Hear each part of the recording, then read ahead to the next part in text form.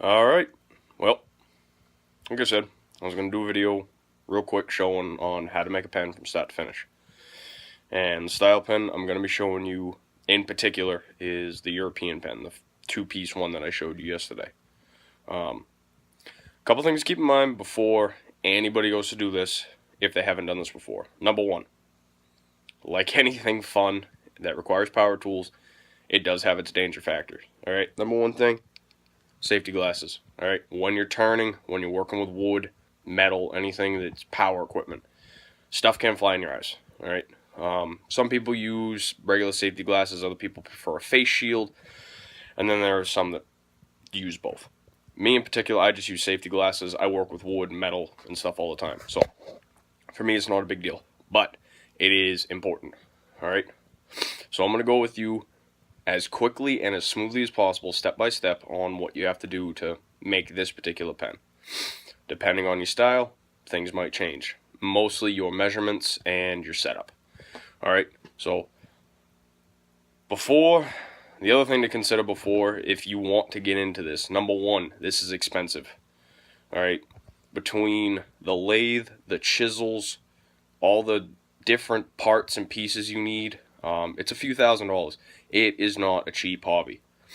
But if you get good at it, or you enjoy it, it's well worth getting into. You will not regret it. Alright, a lathe is not something that you're going to have for a couple of years and it's junk. You take care of it, you do what you're supposed to, this thing can last a long time. And I'm talking 15, 20 years. But maintenance, keeping up on it, learn how to use it properly. Now, let me reiterate, I am not a professional. I turned a little bit in high school.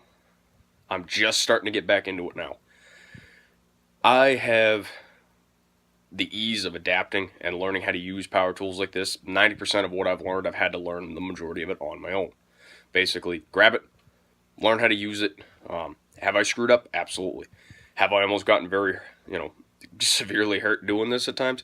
Yes, I have. It's not just whatever. Alright, if you're not mechanically inclined, if you're scared of power tools, this is not something you do, okay, without training. This is something that you need somebody to walk you through. You need hands-on training with a professional standing by your side.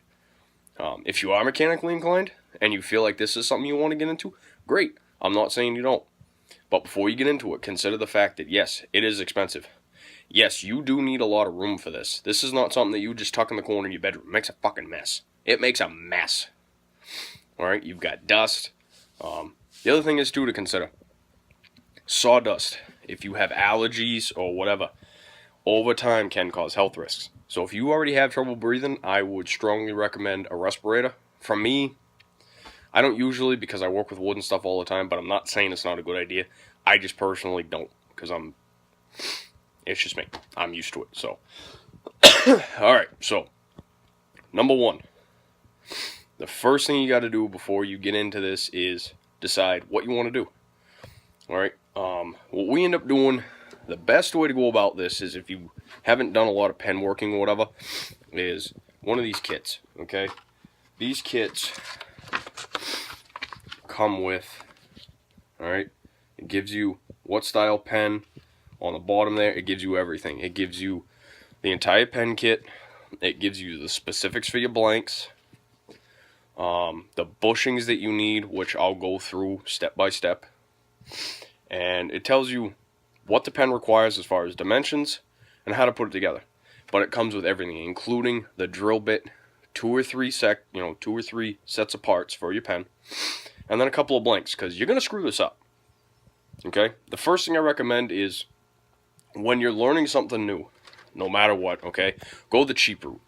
Alright, perfect example. If you learn how to weld, don't go buy $5,000 worth of steel and then screw it all to hell. Go to Home Depot, buy some really cheap, like 1 inch, by 1 inch by 1 foot square stock. Learn how to lay your bead.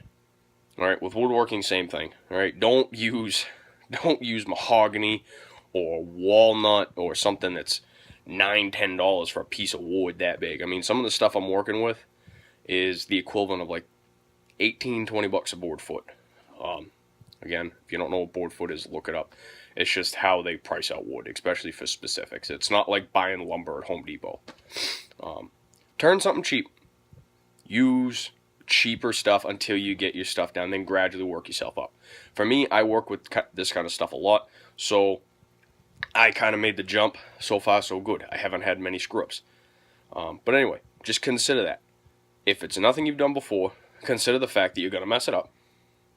Don't get your hopes up. This is something that takes time. All right, guys that have been doing this for 40, 50 years, they didn't just pick it up and become a professional. It takes time. So anyway, the biggest thing with turning the lathe, or turning on a lathe, is selecting your style lathe. I particularly, right now, I'm running a Rikon. It's a great lathe. It has, I think, what's called a 12-inch swing and 16-inch between centers. Okay, you got your headstock. All right, this particular one is a 6-foot or a 6-step drive. All right, you walk this belt down, it goes faster, connects to the motor down there. Hope you can see that. And then there's your RPM gauge right there. All right, tells you depending on what pulleys you're on, depending on how fast you're going. All right. Obviously, you're gonna need chisels. You're gonna need what you call your mandrel, which I'll show you as I go through the process. This is stuff to consider, depending on what you want to do, depending on your skill level, depending on how much you want to do this. All right. If you're only planning on doing this as a very, very low-end hobbyist, don't go high-end. All right. You don't need to buy a jet. First off, they're expensive. A jet this size is $700. This particular lathe was $400. All right. I'm going to end up getting bigger ones over time, but I didn't want to get the biggest one right off the bat because I need to get back into it. As of right now, I severely want to upgrade, but you know what? I'll make this work. I'll enjoy it. I'll get my skill level up, so by the time I get into a bigger one, it's worth it. But, just, things to consider.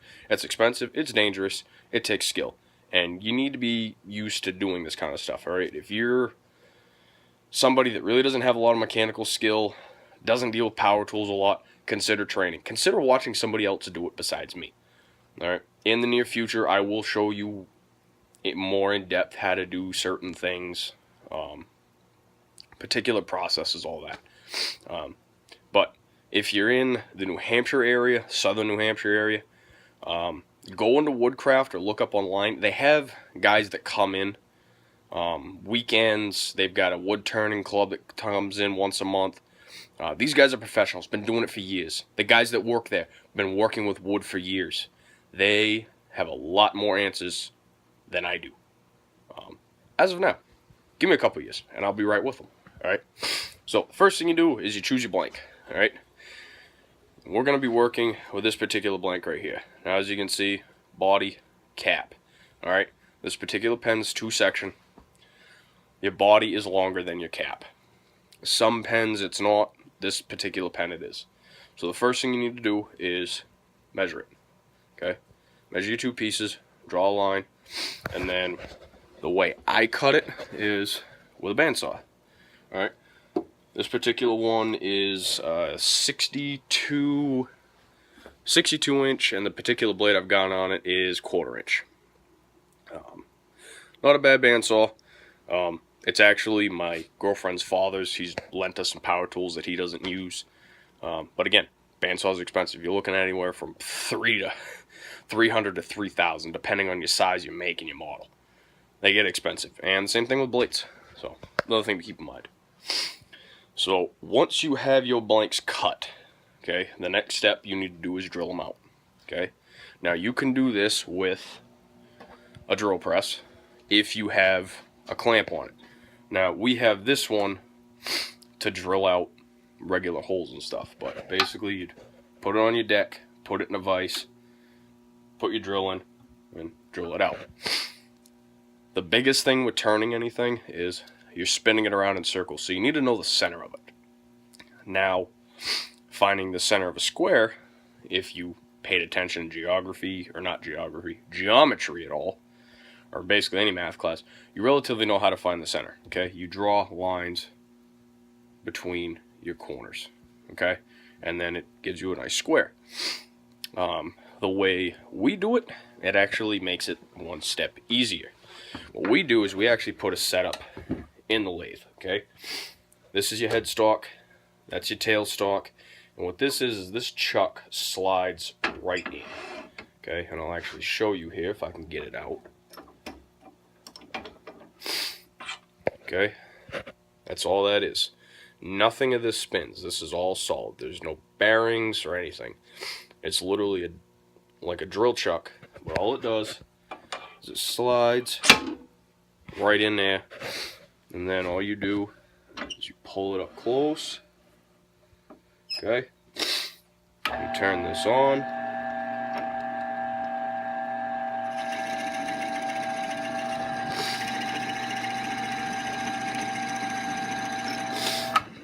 And as you turn your tailstock further out, it just pushes the drill bit in, drills your blank out.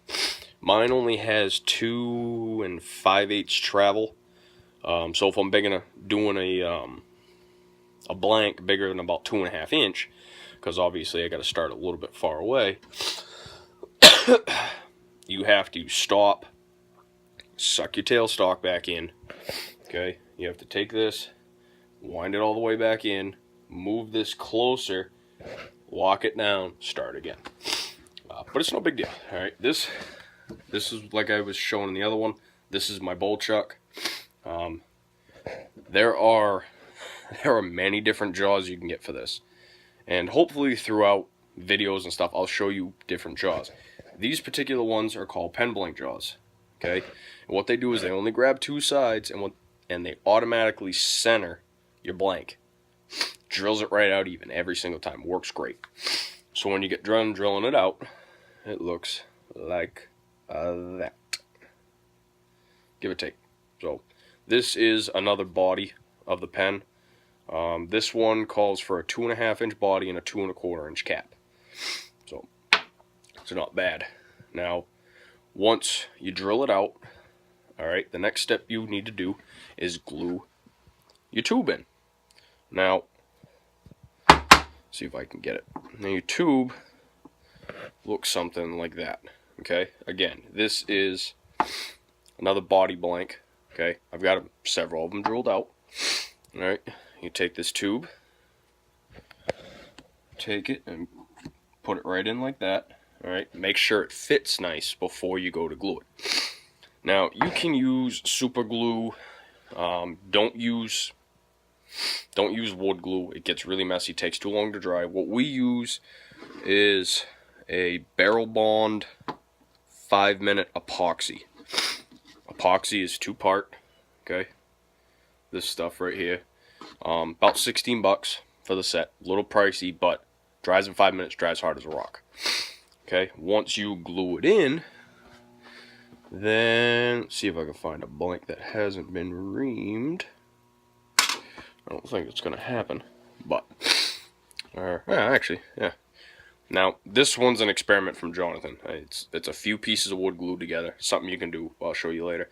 But basically, what it'll end up looking like is that.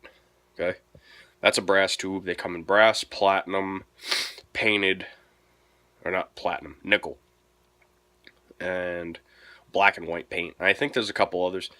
The black and white painted are mostly when you do acrylics, so the tube doesn't show through if you're turning something clear. Not a huge deal. So, yeah, you glue that in, and then the next step you need to do is what you call reaming. Now, reaming is a 2-part.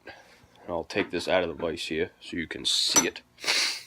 Now, once you've got it glued in, now see all this stuff built up right here? Sorry about the light. I'm really sorry. But if you see all that stuff built up right there, okay, that is the epoxy. All right, it's nice and hard. Okay, it's dried. So what you end up doing is you put this in a vise, like so, and you use that. All right. Now, important thing to remember. For beginners, luckily, they make a lot of combo kits. Alright, now, one of the kits that we buy, besides the fact that it gives you 2 or 3 pens, it also gives you all the information, all the other information about the pen. When you get into other ones that haven't come in the starter kit, you need to do the research. Okay? Particular pens call for different diameter tubes, different like blanks, and obviously different specifications as far as how far you taper them down, which way you taper them, blah, blah, blah. But one of the things it comes with is the drill bit that I was using in the chuck and the tailstock. Very important to use the right one. Now, if you bore that thing out to a 10 and only calls for a 7, you're screwed. It ain't going to work. That pen is garbage. And like I said, I've got a bag of walnut, 5 little blanks, inch by inch by 6 inches. Only 5 of them. That bag was like $13 for a little bag of wood.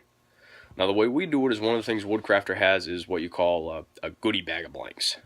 It's got 30 to 50 of them, depending on the bag, cost $40. That's the way to go. Buy the stuff in bulk. It's way easier. Unless you're doing specifics or mass production or whatever, just buy the goodie bag. All right? You can match, you can make 2 pens out of the same blank, or you can mismatch the blanks. You can cut them up, glue them together. There's 100 different things you can do. But don't get stupid about it. Don't go buying $30, $40 pieces of wood and then do it on your first time and think it's going to look gorgeous. Because if you chip that thing and you chip it right onto the tube, it's junk. It's junk. So, just keep that in mind. But anyway, so I'm going to show you really quick. Basically, all you do with this, alright, you take this, set it in.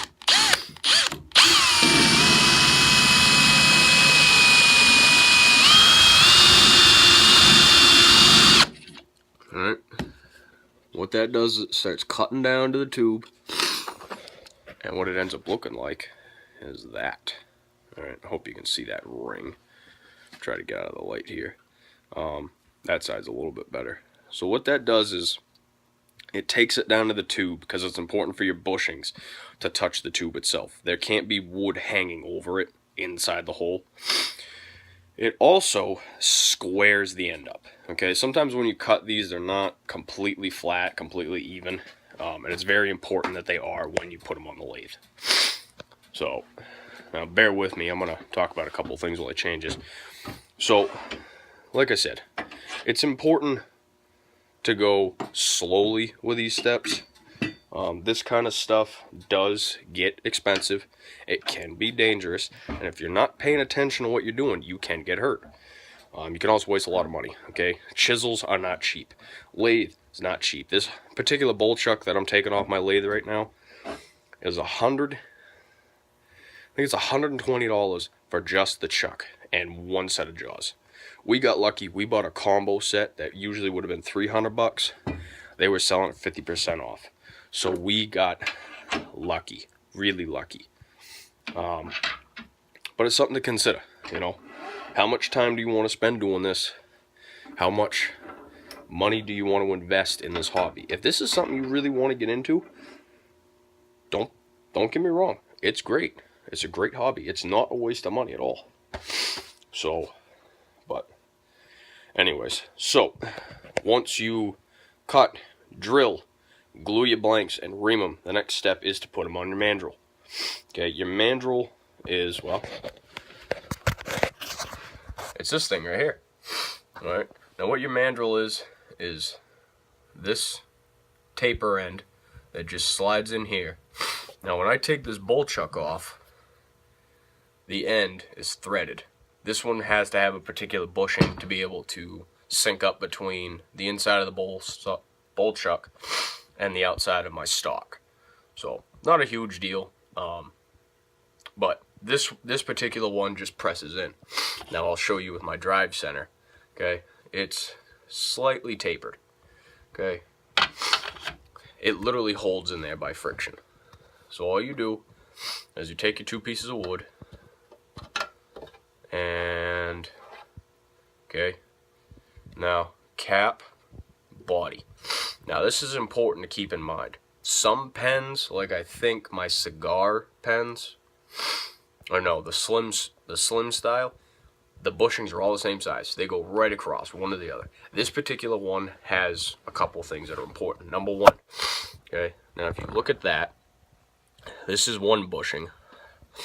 Now this is a 2-piece bushing, for the reason of when this pen gets tapered down this way, this ring, this bigger ring right here, has to slide over a particular piece.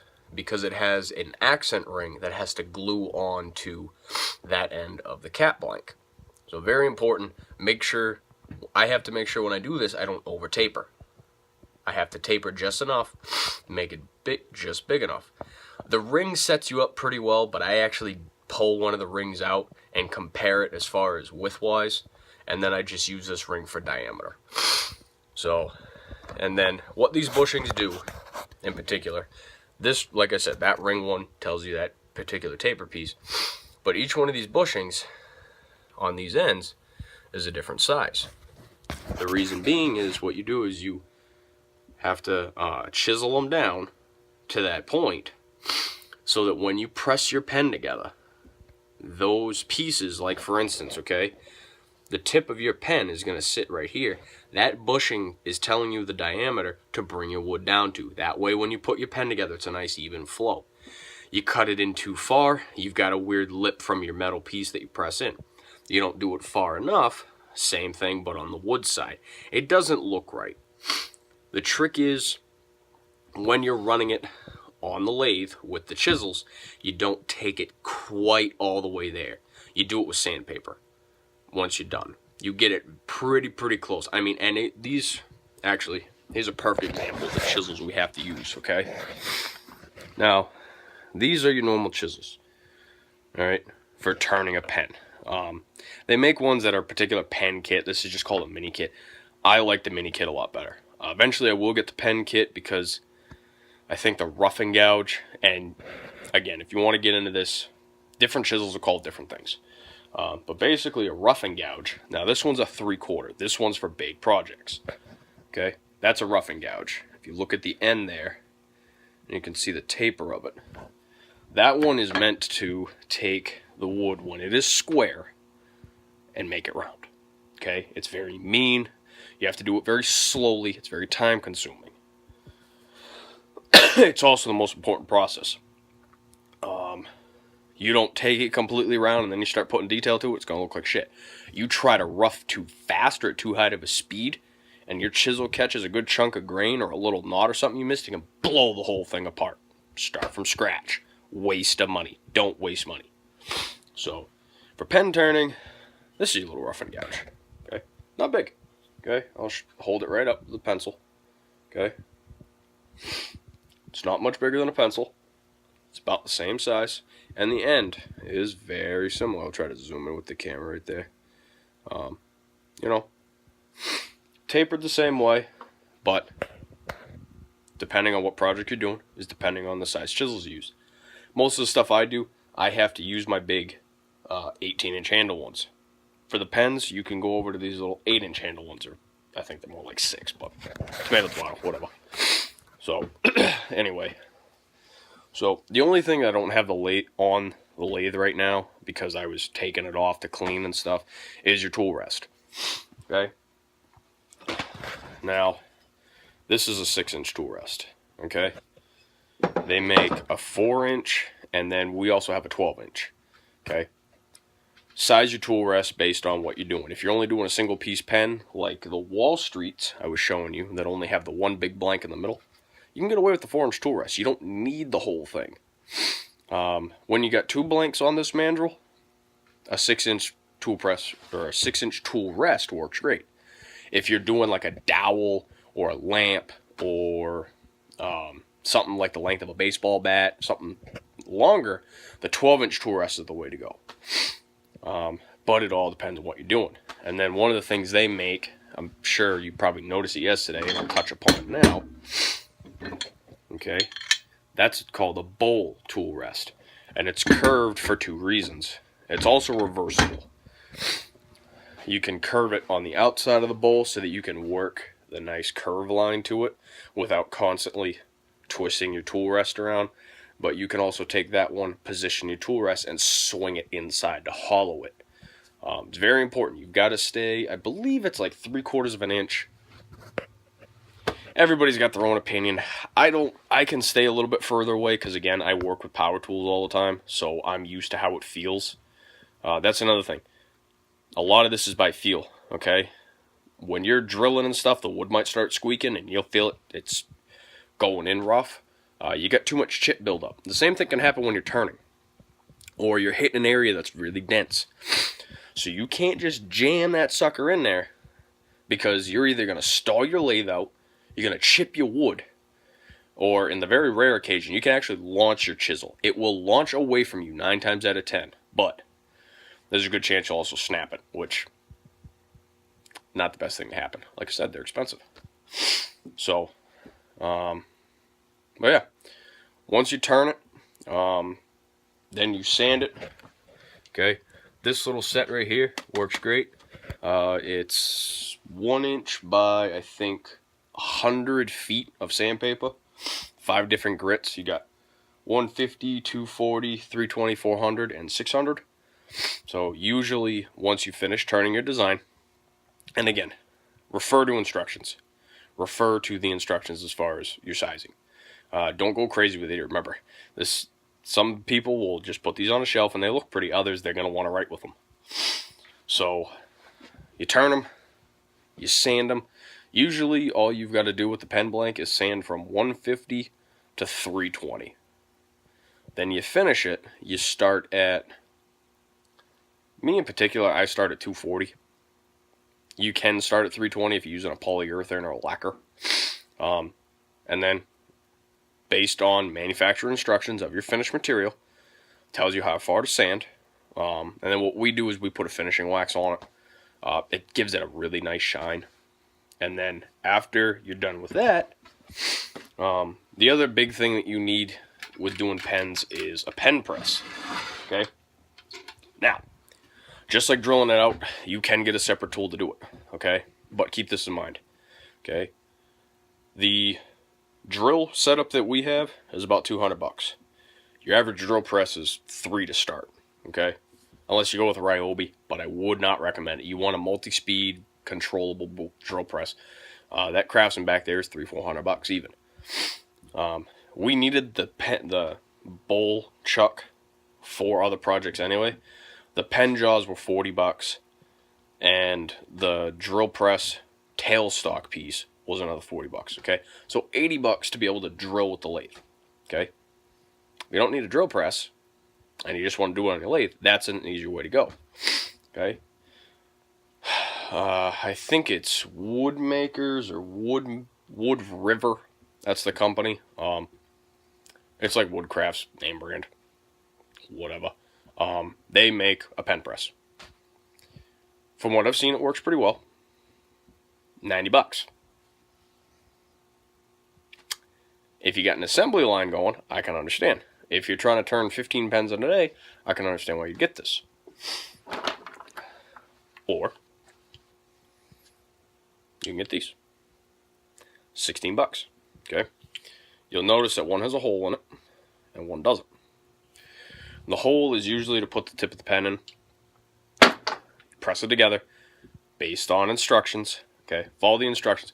Make sure you follow the instructions 2 or 3 times. I mean, usually by the second time I throw one of these together, I know how to put it together. I know what it requires. But never throw them out. These particular ones, obviously, it shows pictures of it too, which helps. And I'll give you an idea. So, like, that particular thing right there, okay, tells you how far to press letter D into your blank assembly. Very important. You don't press it in far enough, you can't write. You press it out too far, and your tip is sticking out like a fucking hornet stinger. Looks stupid. So, keep that in mind. But yeah, once you've done all the prep work, turned it, finished it, press it together, and get a hang of it. If you don't know what you're doing, either ask somebody, or I just look it up. I watch somebody else do it. One of these days, I will do probably a good hour-long tutorial on how to do each individual step. But today, I just wanted to give you the rundown of the basics. And once you're all done, that's what it comes out like. The particular one I've been showing you. So, the taper for, I'll show you here, this little ring taper, and I'll set it up there just how it sits, becomes that. Okay, if that helps make more sense. This little ring needs to taper down and sit on this blank, which would be this one. So that's what that ring is your gauge for. So, but after that, you either start over, you start a new one. It's up to you. Like I said, every pen is different. All the directions are different. All your specifications are different. So, if you find one style that you really like, dude, stick with it. No big deal. But if you want to get really adventurous, try different ones. Make 3 or 4 to get comfortable with that one. And then go on to more difficult. And there's a vast majority of things you can turn. Pen is just one, or pens, and pencils, they do make mechanical pencils too, are one of the many, what's the word I'm looking for? One of the many avenues of lathe turning that you can take. You can make salt and pepper grinders. You can make handles for things like razors, magnifying glasses. And that's just turning. You know, you can make hundreds of different things on a lathe. You get into wood carving, which is entirely different and, again, very expensive. Really good carving chisels versus turning chisels, they're completely different. They can get very expensive. They can get up to $100 a chisel. All right. The nice part with turning is you can get away with about 15 of them. Okay. Granted, you're still talking $700-800 just in metal tied to wood handles. But you can do thousands and thousands of different projects, and you can make chisels do different things. When you get into carving, however, they make hundreds of different variations of chisels. Where in turning, they only make about, I'll say about 15 different styles, and then the sizes just range. But, oh yeah, carving can get intense, and it all depends on what you carve. There's 8 or 10 different chisels that are devoted just to carving spoons. Just spoons. Nothing else. That's what their purpose is.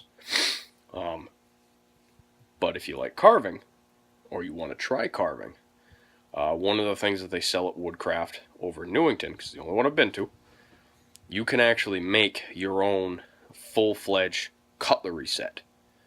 Your butcher knife, your bread knife, you know, your cleaver, all the knives that you'd have sitting on your kitchen counter, you can hand carve the handles for, and they sell you the blanks. You want to get even fancier, you can build the knife block. Again, one of many, many avenues. For me in particular, turning is the safest, okay? The sharp end is going away from you. The turning object is mounted to a table, not in your hand, like drills or whatever. But I would never talk trash about any of them. They're all spectacular. On a side note, one other thing, because I'm looking at it. One of the things to keep in mind when you're turning, okay, is, especially if you're turning dense hardwoods, your chisels are going to dull out over time. So something else to consider is that you need to be able to sharpen them. Now, there is various ways of sharpening. I definitely recommend a power sharpener. Like right here, I'll show you. Okay, we have a belt, which is 4x36, and then a 6-inch disc sander. Okay, that particular unit I got for next to nothing because I bought it on the yard sale. Whoop-de-doo. But it's not the best because it's freehand. If you can get a gauge set up for it to be able to set the pitch, but you're looking at $120, $150, something like that. They make a sharpener that has the gauge set up for it that's specific to sharpening chisels. If you're looking for a sandpaper one, you're looking at 3 to 4. You're looking at a whetstone, you're looking at 5 to 7. And it still takes skill. It's still practice. So the biggest thing I recommend, especially with chisels can get expensive. Particular ones I have, the cheapest one I think is about $45, and the most expensive one I've seen is about $110. In the brand I run, you go up to more expensive ones. Like the ones I run are high-speed Chinese steel. They make ones that I can get, again, right in Woodcrafters. And they only really carry about 3 or 4 brands. The next brand up is Swedish high-speed steel. Tack on $20 to $80 a chisel for them. And just continue the price right up. But it is what it is. So just keep that in mind. And, well, I hope this was helpful. So if you liked it, if you thought it was informative, let me know. If you have other questions, let me know, and I will do another one to try to answer your questions based on what I do. The biggest thing to keep in mind is I'm not a professional. I don't do everything by the book, but there really isn't a book to begin with. So depending on who you learn from is depending on the steps you take and the ways you go about this particular process. This is the way I do it. I'm not saying it's wrong, but it seems to be working for me. So if you got questions, comments, tell me what you think. As always, don't be blunt about it. Don't beat around the bush. I hate that. And let me know if this is something else you want to learn. Like I said, I'm going to actually set up a YouTube channel, and it's not going to be specific. Welding, carpentry. I do landscape for a living, so I'm going to do some landscaping stuff too, but very minimal on that. I'm going to also start doing tool ratings and tool evaluation. I use a lot of tools. I'm a contractor. I'm in every field you can think of. If it's broken or can break, as long as it doesn't fly in the air, it doesn't do 300 miles an hour, and it's not nuclear, I've probably worked on it here or there. So, but yeah, that's pretty much it. This did run a little bit longer than I thought. I apologize for that, but these are things that I really wanted to touch upon because the problem I'm noticing is when people make tutorial videos, they don't get specific. I might get a little too specific, but I think less information is more dangerous than too much information. So, but that's just me. You leave things out, people either screw it up, they waste money, or they get hurt. I do not want to be responsible because you went out to try this, and you got a piece of wood chip in your eye because I didn't tell you to wear safety glasses. Because then you're going to yell at me. So I told you to wear safety glasses. I told you to be careful. I told you it's dangerous. I told you it's expensive. I don't lie. I don't like lying about this kind of stuff, okay? I have a little one on the way. And the reason I'm doing this now is because this is what I want to do. And I know once my little girl shows up, I cannot afford to do this as much as I'd like to. So I'm doing it now because this is what I love to do. I love to work with my hands. I'm not going out and blowing it partying or spending it on drugs or whatever. I'm doing it because this is what I love. This is my hobby. This is my life. So, but anyways, I wanted to get into detail, step by step of what it's like.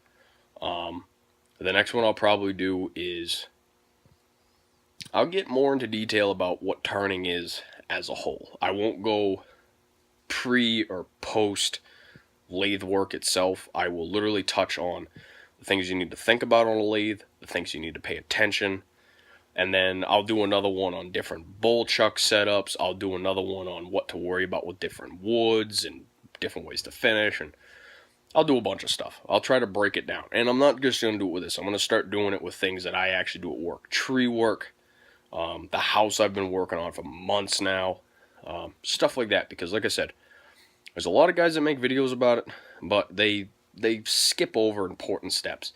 And it's things where if this is something that you have absolutely no idea about, these are the little things you need to know, okay? Cost, time, room, feasible. The biggest thing to pay attention to as well, with wood turning, it's not a huge deal, but there are actually certain woods that are not allowed in certain states. So think about that as well, okay? Unfortunately, buying shit online now has made it very easy to get stuff illegally. I'm not talking drugs or guns or anything, but sometimes you can end up buying things that are not allowed in that state.